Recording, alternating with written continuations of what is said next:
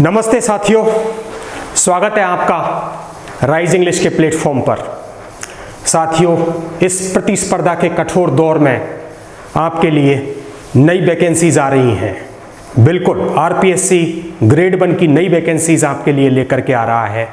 आप देखेंगे कि इस बार वैकेंसीज की संख्या भी बहुत ज़बरदस्त आने वाली है, क्योंकि एक बहुत बड़ा कैडर हमारे लेक्चरर्स का वाइस प्रिंसिपल में प्रमोट हो चुका है और इसीलिए आप देखेंगे कि एक ज़बरदस्त संख्या के साथ में लगभग 10,000 वैकेंसीज इस बार आपके लिए देखने को मिल सकती हैं। आपके चयन का ये स्वर्णिम अवसर आपके लिए आ रहा है। ये शानदार ग्रेड 1 वैकेंसी, ऑफिसर कैडर की वैकेंसी आपके लिए निश्चित रूप से एक बहुत ही प्रतिष्ठित नौकरी मानी जाती है। साथियों, इसको क्रैक करना कठिन नहीं है। हम आज ही कमर कस लें, एक सुनिश्चित रणनीति और एक प्लान के साथ में यदि हम चलें तो आपको निश्चित रूप से सफलता मिलेगी। साथियों देखिए, आज के इस वीडियो में अपन चर्चा करेंगे इंग्लिश के पेपर के बारे में and how to crack this examination, particularly of English first grade. इसको लेकर के अपन चर्चा करेंगे। साथियों, जैसा कि आप जानते हैं, इसमें पिछली बार भी अपन ने देखे थे 2022 में 342 पद थे और 2018 में 304 पद थे और 2013 में 646 पद थे।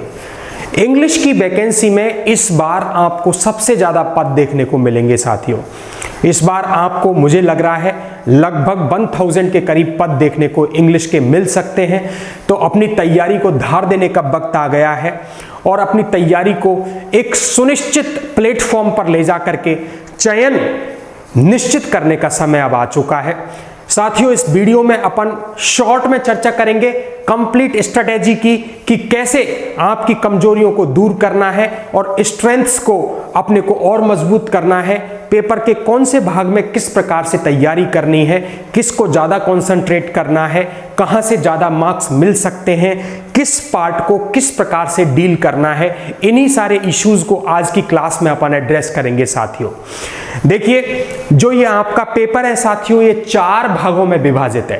पहला जो पार्ट है आपका वो सीनियर सेकेंडरी के लेवल का है, दूसरा ग्रेजुएशन के लेवल का है, तीसरा पोस्ट ग्रेजुएशन के लेवल का है और चौथा साइकोलॉजी से रिलेट करता है। साथियों तो देखें, अपन इसके पार्ट 1 को देखें तो इसमें अपन सीनियर सेकेंडरी लेवल के जो इश्यूज हैं वो इसके अंतर्गत देखने को मिलते हैं। साथियों, अब इस पार्ट 1 के अंतर्गत अपन देखें, ग्रामर के कुछ टॉपिक्स तो हैं ही, जनरल टॉपिक्स हैं ही, उन टॉपिक्स को आप जानते ही हैं, जैसे आर्टिकल डिटरमिनर्स। ये आपका आर्टिकल डिटरमिनर वाला टॉपिक है ही सही, इसको आप जानते हैं और अच्छे से इसको आप कवर कर सकते हैं। इस पे हमारा भी गाइडेंस आपके लिए उपलब्ध रहेगा। देखिए, और इसके साथ में एक अगला टॉपिक जो आ रहा है वो टेंसेज का भी आ रहा है। टेंसेज का टॉपिक भी बड़ा नॉर्मल टॉपिक है। ट्रांसफॉर्मेशन, ये जो ट्रांसफॉर्मेशन का टॉपिक है, ये साथियों आपको बहुत अच्छे मार्क्स दिलवाने वाला है। इस टॉपिक को अपन अच्छे से करें। ट्रांसफॉर्मेशन एक्टिव पैसिव वाला आपको आता है, डायरेक्ट इनडायरेक्ट का आपको आता है, सेंटेंसेस का आपको आता है, थोड़ा और उसको पॉलिश अप करेंगे अपन। तो सिंपल कंपाउंड कॉम्प्लेक्स का जो ट्रांसफॉर्मेशन है, simple to compound, compound to simple, simple to complex, complex to simple, compound to complex, complex to compound, ये जो है यहां से 3-4 क्वेश्चंस आर यूजुअली आस्क्ड और बड़ी परेशानी आती है स्टूडेंट्स को इसे डील करने में। कई बार अफर्मेटिव, नेगेटिव वगैरह जो हैं या फिर इंटेरोगेटिव, एक्सक्लेमेटरी वगैरह हैं, उनमें से भी प्रश्न आते हैं, वहां पर भी इश्यूज आते हैं। वो सारे की सारे अपने को ट्रांसफॉर्मेशन में देखने हैं। यहां से आपको जरूर एज मिल सकता है, फायदा मिल सकता है, अच्छे मार्क्स मिल सकते हैं आपको। साथियों, आप जानते हैं कि जो प्रश्न डिफिकल्ट होगा, जो प्रश्न लोगों के लिए कठिनता पैदा करेगा, सिलेक्शन वहीं से होगा। साथियों, कभी भी इजी प्रश्न से सिलेक्शन नहीं होता, कठिन प्रश्न सिलेक्शन करवाते हैं। कठिन प्रश्न को ही अपने को इजी बनाना है, उस कठिनता के टॉपिक को ही अपने को सरल बनाना है और वहां से ही अपना सफल जो है सफलता का आधार निकल करके आएगा। इसमें अपन देखें ऑक्सिलियरीज हैं, जो मॉडल्स हैं, वो भी अपने इजी हैं, उनको भी अपने को देखना है और वहां से भी अपने को अच्छे मार्क्स मिलेंगे। प्रपोजिशन का टॉपिक इजी है, थोड़ा ट्रिकी जरूर है। और उसी प्रकार से अपन देखें फ्रेजल वर्ब्स और इडियम्स, बहुत ही शानदार टॉपिक है ये वोकैबुलरी का टॉपिक। फ्रेजल वर्ब और इडियम्स का आपको अच्छे मार्क्स दिलवा के जाएगा। 5 to 6 क्वेश्चंस इसमें से रिलेट करके आते हैं, शानदार आपको मार्क्स देके जाते हैं। कई बार 5 क्वेश्चन फ्रेजल वर्ब्स में से और 5 क्वेश्चन इडियम्स में से आ जाते हैं। 10 questions, these are the questions that will give you just marks like anything. आपको बहुत इजी में मार्क्स मिलेंगे, अच्छी तैयारी करवाएंगे इसकी, बिल्कुल क्लासरूम के अंतर्गत इसको तैयार करवाएंगे। और रीडिंग कॉम्प्रहेंशन इसके अंतर्गत आप में से एक अनसीन पैसेज पूछा जाता है, उसमें क्वेश्चंस फॉलो होते हैं, वो अपने को करने होते हैं। थोड़ा सा कई बार ट्रिकी भी हो जाता है, कई बार वोकैबुलरी बेस्ड क्वेश्चन भी आ जाता है, उसको भी अपने को देखना होगा। साथियों इसमें थियोरेटिकल क्वेश्चन पूछे जाते हैं 3 टॉपिक्स में से। 3 टॉपिक्स हैं अपने, precis writing, letter writing, report writing. इन तीनों टॉपिक्स में से चूंकि ये अपन जानते हैं कि ग्रामर के एप्लीकेशन वाले टॉपिक्स हैं, लेकिन चूंकि वो अपन से लिखवा नहीं सकते, लेटर राइटिंग या प्रेसी राइटिंग को वहां पे एग्जीक्यूट करवाना मुश्किल होता है, दैट इज वाई वो थियोरेटिकल क्वेश्चंस पूछते हैं कि सब्सक्रिप्शन क्या होता है, सैल्यूटेशन क्या होता है, ऐसे ही प्रेसी चीज क्या होती है, प्रेसी में क्या ध्यान रखना होता है। These are the general questions जो अपने को वहां पे पूछे जाते हैं, तैयारी करनी होगी। इसमें बड़ी ही ध्यान और कंसंट्रेशन के साथ में तैयारी की आवश्यकता होती है, क्योंकि थियोरेटिकल क्वेश्चन होता है, गलत होता है तो मार्क्स लूज होते हैं। ये जो आपका सीनियर सेकेंडरी वाला जो टॉपिक है, यहां से आपके लगभग 55 क्वेश्चंस आ रहे हैं साथियों। इन सारे टॉपिक्स में से 55 क्वेश्चंस आ रहे हैं और यहां पे आपको 110 मार्क्स मिलेंगे। 110 मार्क्स के लिए 55 क्वेश्चंस आरपीएससी आपसे पूछने वाला है। अब इसके अंतर्गत 2 ही चीजों को मैं फोकस करूंगा आपके लिए, जो आपको कंसंट्रेट करना है। आपकी वैसे तो सारे टॉपिक को, एक एक टॉपिक बहुत इंपॉर्टेंट है, किसी को आप लूज नहीं कर सकते, छोड़ नहीं सकते, क्योंकि ये तो युद्ध है। बिल्कुल सुनिश्चित तैयारी और रणनीति के साथ में आपको उतरना है, लेकिन फिर भी 2 टॉपिक्स को अपनी मजबूती बना लेना है। नंबर 1 इज ट्रांसफॉर्मेशन और सेकंड वाला जो है वो है थियोरेटिकल पार्ट आपका, precis writing, letter writing, report writing, क्योंकि यहां से इश्यूज बन रहे हैं लगातार रूप से और यहां से प्रश्न गलत हो रहे हैं। तो इसको अपन ने एक बार कर लिया, लाइफ बिल्कुल आनंद में होने वाली है। तो आइए फिर अपन चलें ग्रेजुएशन वाले टॉपिक पर। अब देखिए ग्रेजुएशन के अंतर्गत कौन से टॉपिक्स हैं जिनको अपने को ध्यान देना है और कहां से अपने को ज्यादा मार्क्स मिल सकते हैं, उसको भी अपने को देखना है। तो देखो ग्रेजुएशन वाला जो है वहां पर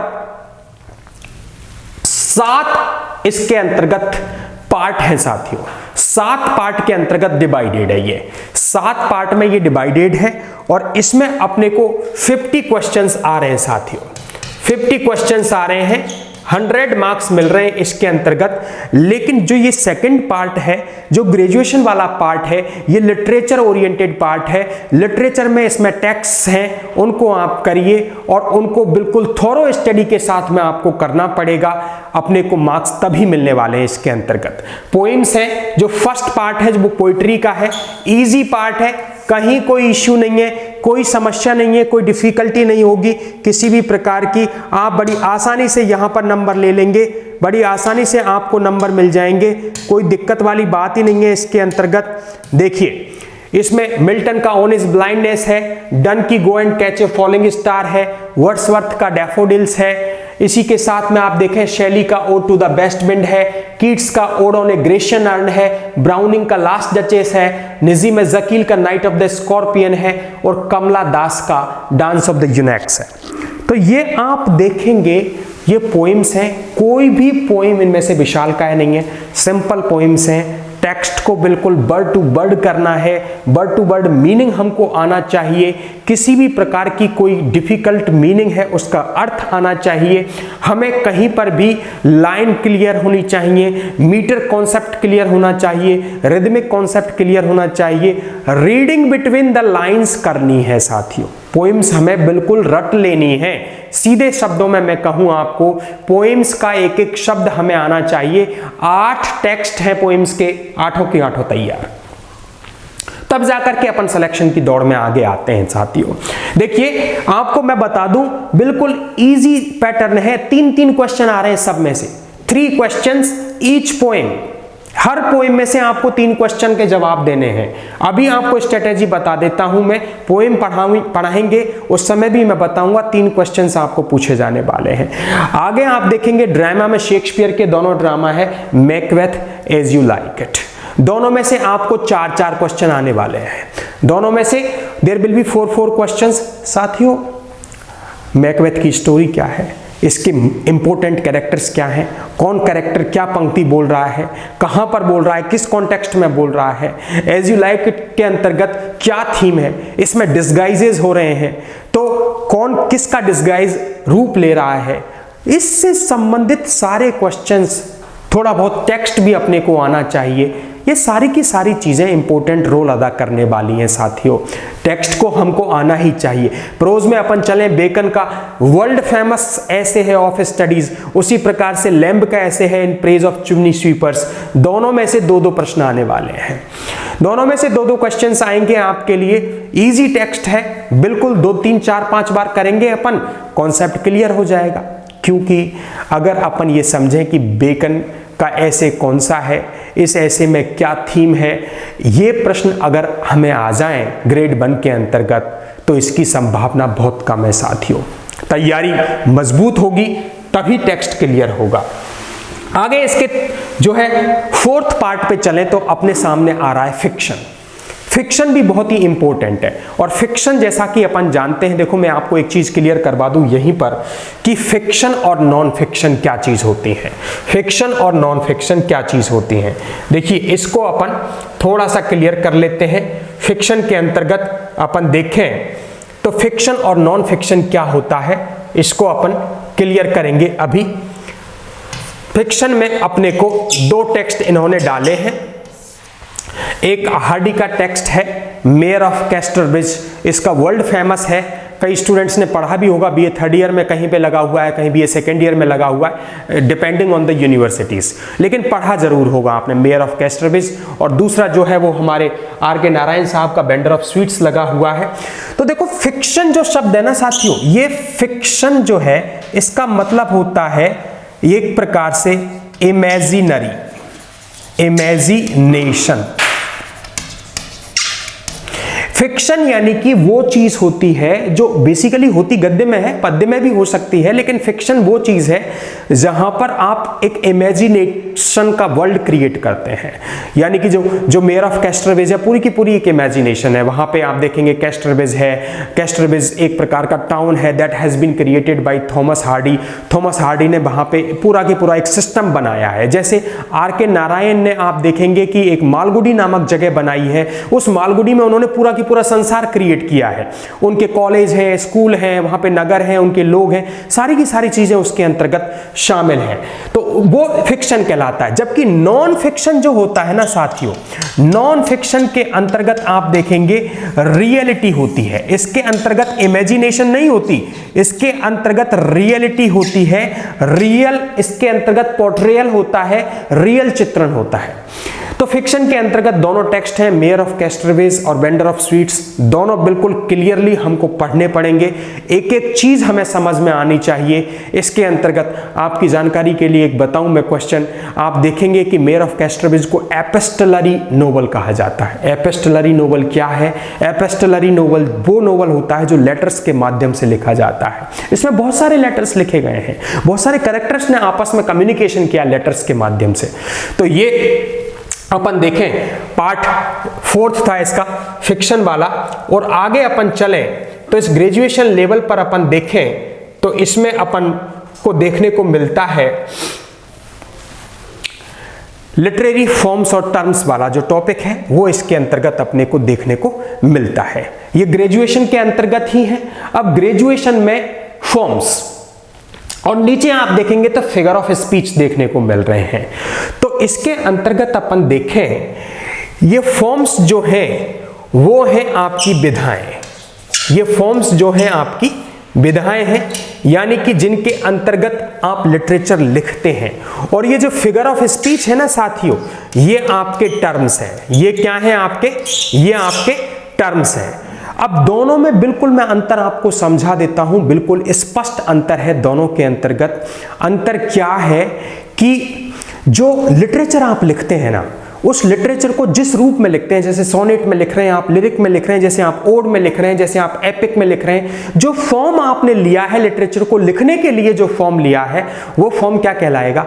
वो लिटरेचर का फॉर्म कहलाएगा, वो विधा कहलाएगी।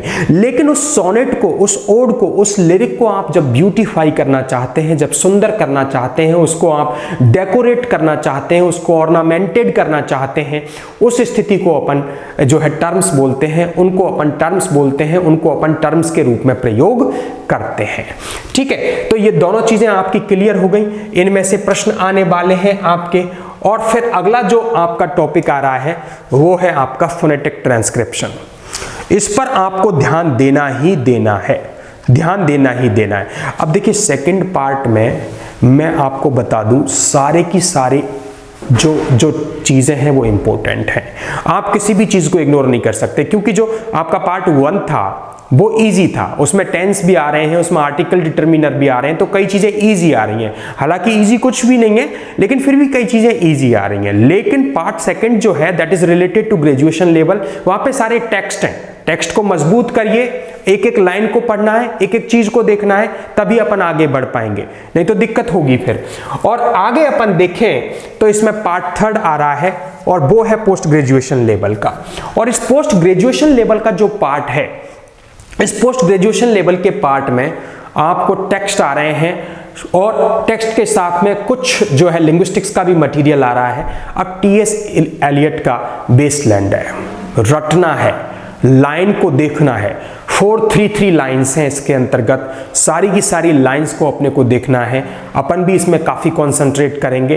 5 पार्ट हैं इसके। 5 पार्ट कौन से हैं? प्रारंभिक पार्ट कौन सा है? प्रारंभिक पार्ट कौन सा है? अंतिम पार्ट कौन सा है? अंतिम पार्ट कौन सा है? शॉर्ट पार्ट कौन सा है? बेसलैंड टाइटल किसने दिया? इस बेसलैंड को मॉडिफाई किसने किया? कब से कब लिखा गया? किन किताबों से प्रेरित है? अंतिम लाइन कौन सी है? प्रारंभिक लाइन कौन सी है?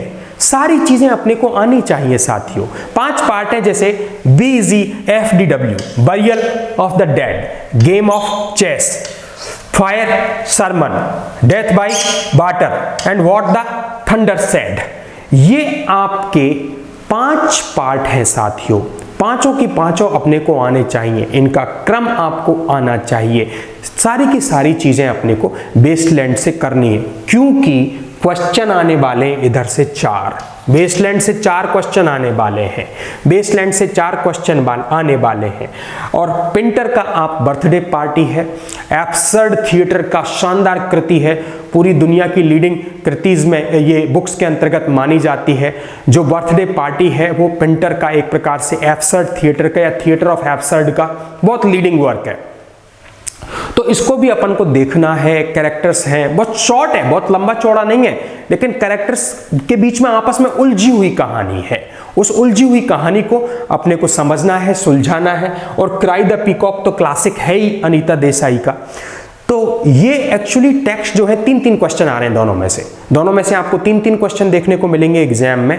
तो जब अपन एग्जाम में उतर रहे हैं तो हमको यह भी पता होना चाहिए किस टॉपिक में से किस प्रकार के कितने क्वेश्चन आएंगे और कैसे हम उनको सॉल्व करेंगे, तब जाकर के अपन उस एग्जाम को क्रैक करने के मार्ग पे आगे बढ़ते हैं। साथियों अपन देखें इसमें वैरायटीज ऑफ लैंग्वेज में क्रियोल है, पिजिन है, स्विचिंग है और मिक्सिंग है। इनमें से आप देखेंगे 6 क्वेश्चन आ रहे हैं, यहां से अपने को 6 क्वेश्चन देखने को मिल रहे हैं साथियों। तो ये जो आपका पोस्ट ग्रेजुएशन लेवल का मैटर है, इसमें से आपके 15 क्वेश्चन आ रहे हैं और आपको इसमें 30 मार्क्स आपको मिलेंगे। ठीक है, तो 30 मार्क्स आपको यहां से मिलेंगे साथियों। तो आप देखेंगे पार्ट ए में से आपको 110 मार्क्स मिल रहे हैं, पार्ट 2 में से आपको 100 मार्क्स मिल रहे हैं और पार्ट 3 में से आपको 30 मार्क्स मिल रहे हैं। Put together you are getting 240 marks. ये 240 मार्क्स आपको इंग्लिश देने वाली है। इंग्लिश से आपको 240 मार्क्स मिलेंगे। बाकी के जो बचे हुए मार्क्स हैं 60, वो आपको देगी साइकोलॉजी, जो सब्जेक्ट के पेपर में ही आने वाली है। वो साइकोलॉजी आपको 60 मार्क्स देगी। इस प्रकार से आप 300 मार्क्स इस पेपर में ले पाएंगे साथियों, एक सिस्टमैटिक तैयारी के साथ में इस लेक्चरर ग्रेड 1 की एग्जाम को क्रैक करने के लिए आगे बढ़ना है। निश्चित रूप से सफलता अपना इंतजार कर रही है। Thank you.